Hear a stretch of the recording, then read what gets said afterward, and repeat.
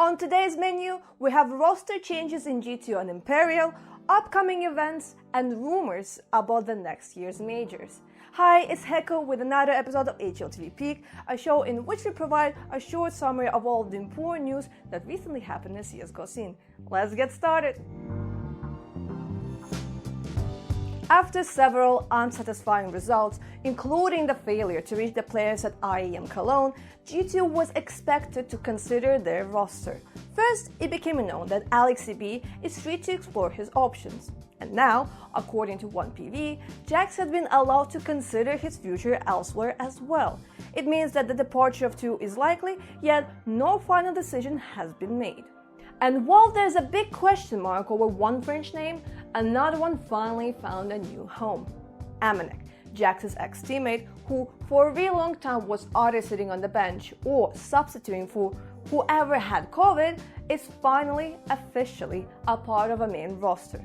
In the upcoming events, we'll see him rocking the LDLC colors.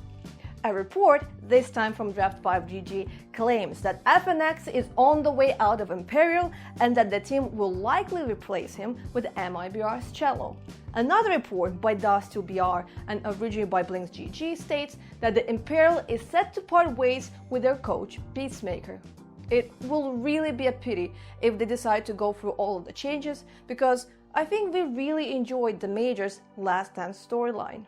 In other news, the British core of Into the Breach will now be partnered with an experienced Swedish duo of Drake and Rusty. This also means that Smoya, the 22-year-old who was signed on a trial basis, will not be a part of the squad's long-term aims. Also, the organization Kick have released the entire CSGO roster, and all of these players are now free agents. Alright, so we went through all of the confirmed and possible roster changes, so now let's talk about events. ESL announced the qualifier dates for the IEM Rio Major, and they are right after the player break. Yes, between August 15th and August 28th, teams from around the globe will fight for a chance to play in the Rio RMRs. So when it comes to big regions, it's pretty simple. In Europe and the Americas, the teams will battle against each other in open qualifiers. And yes, open qualifiers, there will be no closed ones. The winners of those open qualifiers will join the previous Major's Legend Stage teams in the RMRs. When it comes to smaller regions, it will be way more complicated. In China, Oceania, Middle East and Asia, the format will be a bit different, with each region having 2 open qualifiers led into a 4-team double elimination closed qualifier.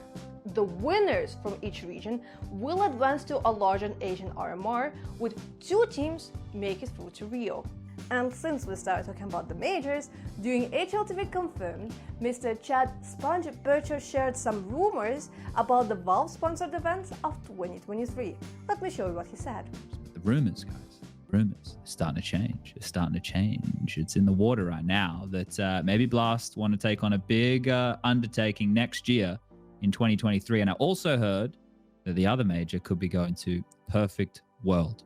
Those are the rumors. I've been keeping my ear down right now, just listening. So Blast and Perfect World.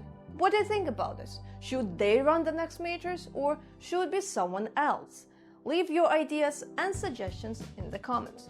So, since there are no Tier 1 events happening at the moment, I would really recommend to check out the 5th season of the WePlay Academy League that is being broadcasted during the player break. It's a great place to get to know the next Monazy, Torji or GTC, before they get big. Also, you can still vote for the HLTV MVP sticker. The link to that you can probably find somewhere below. I hope that all of you enjoyed this episode, and we'll be back with another one next week. Remember to check out HLTV.org, and of course, always free peek in a week. Yes? Yes? He is so done.